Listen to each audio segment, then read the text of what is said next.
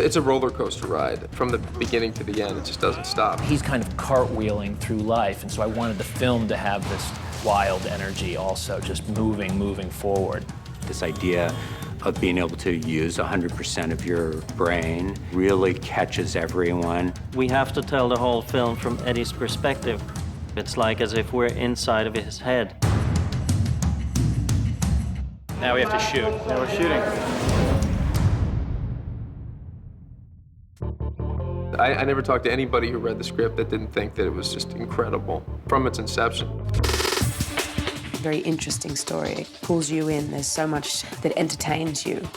I found the book, The Dark Fields, in a secondhand bookstore, read it for fun. About halfway through, I started to get this tingle that it could be a Hollywood film. I got a hold of the rights with my own money and wrote the script. That's when I kind of got involved and we started to figure out how to put it together and where to put it together. I thought it was a provocative idea, just verging on science fiction, but not really, kind of realistic and a timely idea, because everybody's in labs right now trying to make the ultimate smart drug. We set out on our director search and we met a lot of directors, and Neil was really the one who stood out. He just has a totally instinctive understanding about how to tell this story.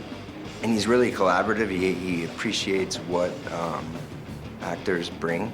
He was very clear from the beginning. He had all these photographs that he had used as examples of how aesthetically he wanted the movie to be. He's taking this wild ride, and so what I try to do is make the movie a wild ride as well, just kind of this freewheeling, tumbling forward, crazy story. We shot the movie in 44 days, which is incredible given the scope and how much we had to get on film. We had 2 weeks of shooting in New York. We had a lot to shoot, so we kind of decided to shoot fast. Starting any shoot in New York, which I've done more than once, is always a difficult shakedown cruise.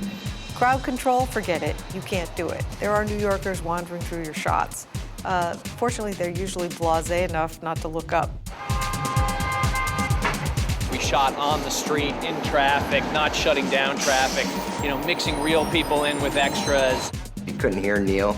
He was about 20 feet away from me, but I couldn't hear him because of all the streets and the buses, and I'm just, I think that has to inform the kinetic energy in the scene. Man, you look like shit. Really let yourself go, huh? What's up? In comparison to a lot of other films where maybe you have 2 or 3 days to shoot a location out, every day we are at a new location, sometimes 2 locations in the same day, so it's been quite challenging. We'd get these base camps and then we would just kind of send off our band to shoot, trying to keep as low profile as we can. We decided to just go run and gun. A lot of it was handheld. Hey, okay. It has that feeling of stolen footage and like it's shot for real. Gate is good. On the move to the Palomar. We are shooting 1 or 2 exterior scenes in Philadelphia that are supposed to be in New York, and this is one of them right around the corner here. So we found a pretty good street in Philadelphia, and we stocked it with police cars and film crews. We shot the interiors in Philadelphia and a lot of generic exteriors. It's always madness when you're shooting on the streets. We've got Robert De Niro and Bradley Cooper, and it's hard to know who gets the bigger cheers from the masses of people hanging around.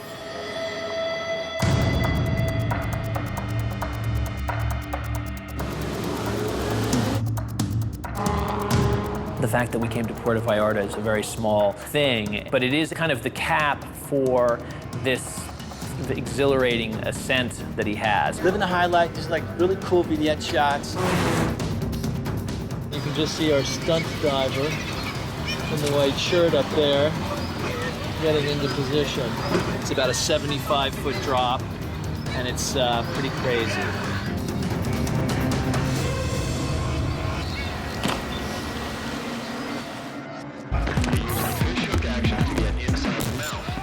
Ben Bray came in to help coordinate the choreography of the action. I'm literally just overseeing the fight sequences we had in Philadelphia and also here in Mexico City. There's sort of this climactic scene.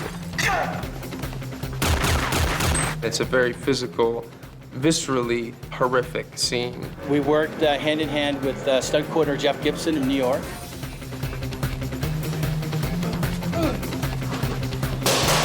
Bradley Cooper did the whole stunt himself, the whole fight himself. A double was only used for rehearsals. We have a stunt double here. He's not doing anything. He's actually watching Bradley Cooper do all his own stunts. Because you're telling the story through Eddie's eyes, you really can't have other actors do it. There's a life and death struggle, which is more of an actor moment than it is a stunt moment. Yeah. Yeah. Right, okay. The plasma television fight is a major beat. Bradley did an amazing job. We had, in fact, Bradley gave one of my guys a slight concussion, but he's fine. Took about 3 stitches. You know, people got hurt, not just me, which I don't feel good about. I felt a little good when I did it, but not, and right afterwards I didn't feel so good about it. That's what happens when a stuntman's not doing it.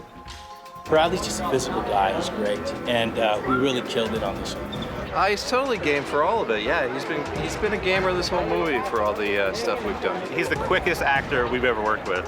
When he runs from a standing still, he just takes off, and we have a hard time keeping up with him.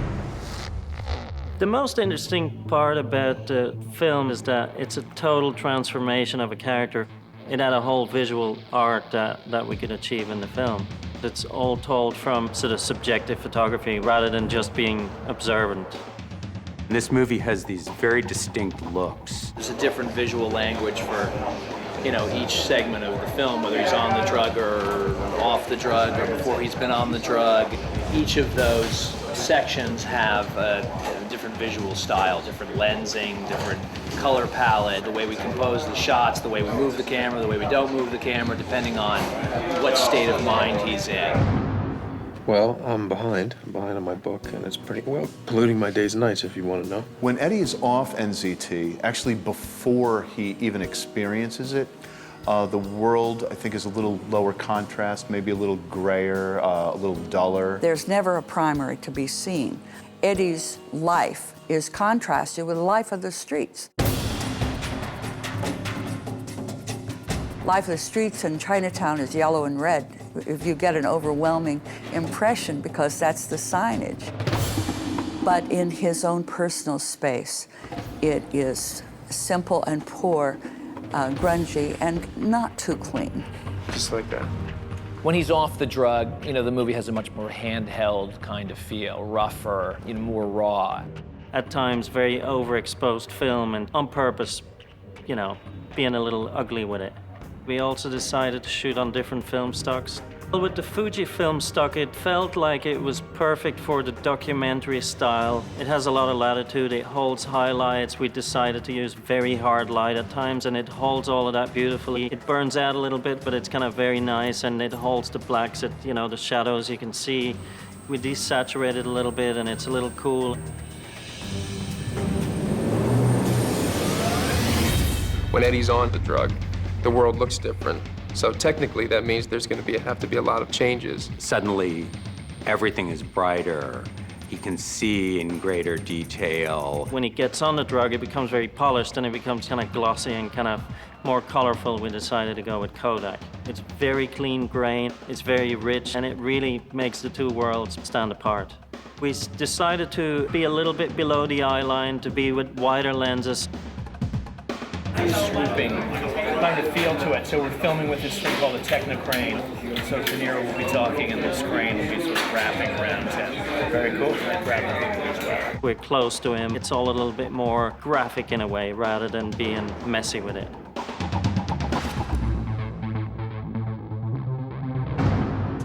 There are a number of critical visual effects techniques that we're using to enhance the story. When he's taking the drug and he is processing information, I wanted to come up with a way to show that and to show it so you kind of felt like what it was to be on the drug. What's behind me being built here is a camera rig for an effect that we call the 360-degree effect. It introduces us to what he's capable of while he's on the drug. This is our gateway into that. I like the idea of it metaphorically, that he's kind of has eyes in the back of his head. He can see everything. Kind of a very surreal, intense image, this warped image all squeezed together. This one is vertical. The other ones have given us a horizontal hula hoop view of someone's world as they move through it. This one is going to give us that same loop, but only vertically. Another example is what we're calling the doppelganger, or the split Eddie effect, where Eddie appears multiple times in the same scene, showing that, he has double the presence. But then, too much of a good thing, it starts to burn out. He starts having something that we call time skipping, and he loses blocks of time. We go to a little more frenetic world. It's still maybe hyper bright and hyper colorful, but there's something amiss. It's starting to break down.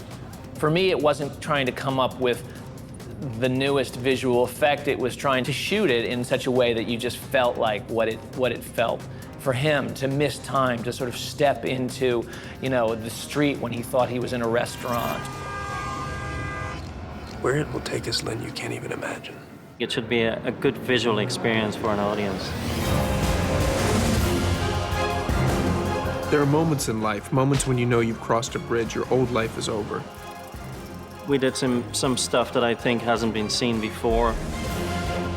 How far will you go? What will you do to attain success?